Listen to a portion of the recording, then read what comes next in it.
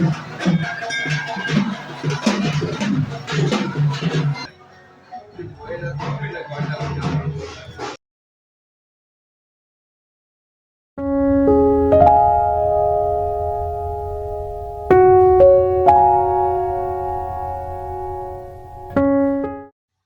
Morning everyone, আমি Asima daily blogging চ্যানেলে আবার একটি নতুন ভিডিও দিয়ে আপনাদের সকলকে আবার একবার স্বাগত। আশা করবো আপনারা সকলে বেশ ভালো আছেন, সুস্থ আছেন, যে যেখানে আছেন আর যেখান থেকে আপনারা আমার ভিডিওটি এখন দেখছেন। এখন সময় হয়ে গেল ওই 10টা 17। এদিকে আমার সকাল সকাল সূর্যকে জল দেওয়া হয়েছে, আর পুজো করা হয়নি। একটু পরে যাবো পুজো করতে। আর আজকে হয়ে গেল মঙ্গলবারের সকাল। তো চলুন আজকের ব্লগটা এখন থেকে শুরু করি। অবশ্যই ব্লগের সঙ্গে থাকবেন, আজকে থাকেন আজকের ব্লগটা।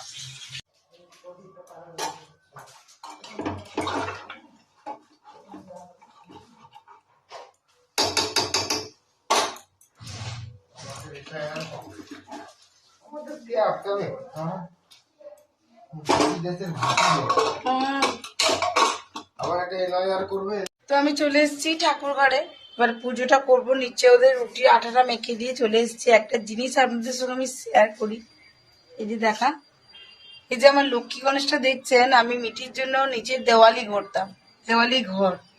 এইটা আমি আজকে সমস্ত ঠাকুর, আমি পুরোনো ঠাকুরগুলো বিসর্জন দিয়েছি অমাবস্যা পড়বে বলে। তো এগুলো দিয়েছিলাম।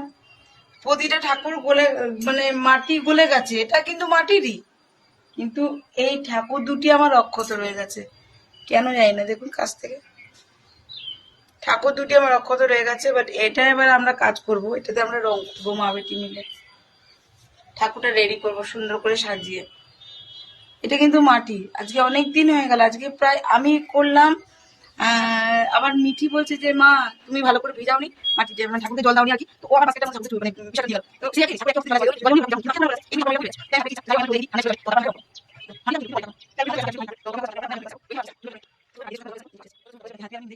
যেহেতু ফুল খুবই কম ফুটছে, তার কারণে আমার ফুলও ঠাকুরের সিংহাসনে খুব কমই পড়ছে। আজ একটি নতুন প্রদীপ জ্বেলে দিয়েছি, আর ওদিকে ঠাকুরের পুজো আমার হয়ে গেছে। তো চলুন ডমরুটা বাজিয়ে দিই।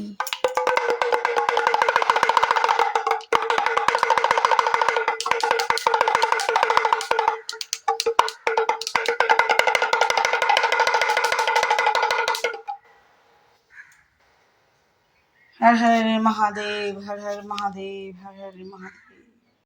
11টা 29 বেজে গেল, বাট আমি এদিকে আমরা দুপুরে লাঞ্চ ও রুটি খাবো। তো এখনকার মতন রুটি করলাম, একদম গরম গরম রুটি আমার হয়ে গেছে। আর দেখি তারপর কি রান্না সবজি বসাই। আর এখানে আপাতত আমি এই যে দেখো ফুলকপি আলু দিয়ে টমেটো ফমেটো দিয়ে একটু সবজি করে নিয়েছি। তো আজ তো মঙ্গলবার, নিরামিষ, তার জন্য। তো আমি এখন এখানে বসিয়ে দিয়েছি বেগুন ভাজা, আর একটু হবে চচ্চড়ি, কেন আজকে তো সবই নিরামিষ। তো চচ্চড়ি করবো, বড়ি দিচ্ছি প্রায় না থাকার মতন অবস্থায়। মা যেহেতু ভাত খাবে, তাই মায়ের জন্য আমি একটু ভাত বসিয়ে দিয়েছি। আর এদিকে বললাম আমরা সবাই রুটি খেয়েছি এই যে ফুলকপি আলুর তরকারিটা দিয়ে। তো চলুন অবশ্যই ব্লগের সঙ্গে থাকবেন আর দেখতে থাকবেন আজকের ব্লগটা। তো গুড ইভিনিং, শুভ সন্ধ্যা। সেই সকালে টিফিনটা আমরা রুটি করেছিলাম, আর তারপর আমরা মা বেটি আর খাইনি মানে আর খেতে পাইনি আর কি। মানে এত ঘন ঘন আমি খেতে পারি না, আমিও পারি না, আমার বেটিও পারে না। তো আমি এখন মিঠিকে রুটিটা করে দিয়ে চলে যাব, সন্ধে জ্বালবো, বুঝলেন। মা নিচেকার সন্ধ্যেটা দিয়েছে, আমরা এখন উপরে গিয়ে ঠাকুর ঘরে সন্ধে দেবো। আর এখানে তো আপনাকে আর দেখানো হয়নি, এই যে বেগুন ভেজেছিলাম, আর এই হয়েছিল আমার চচ্চড়িটা কিছুটা দেখতে। যাই হোক লাইটটা জ্বালিয়ে দাঁড়ান। সো এই হলো বেগুন ভাজা, আর এই হলো আমার ঘিয়ের চচ্চড়ি। তো মিঠি বলছিল চা করি, তো বাট আমার দুধ এখনো পুরো ডিপ ফ্রিজে ছিল, তার জন্য। আর সকালে যে ফুলকপির তরকারিটা করেছিলাম সেটা এখনো রাখাই রয়ে গেছে। তো চলুন তবে আমি এখন ঘরের সন্ধ্যেটা জ্বালবো, মিঠিকে আগে খেতে দিই। তারপর এই যে দুধ আমার এখনো বরফ, পুরো বরফ, পুরো ঠান্ডা বরফ। তো ওটা ঠান্ডাটা কাটুক, ততক্ষণে মিঠিকে রুটিটা আমি দিয়ে দিই। সো রেডি হয়ে গেছে দেখুন, মিঠিকে দিয়ে দিয়েছি। আর ওকে রুটি বরাবর এইভাবে ছিঁড়ে দিতে হয়, ছিঁড়ে না দিলেই মুশকিল। তো চলুন ওকে দিয়ে আসি।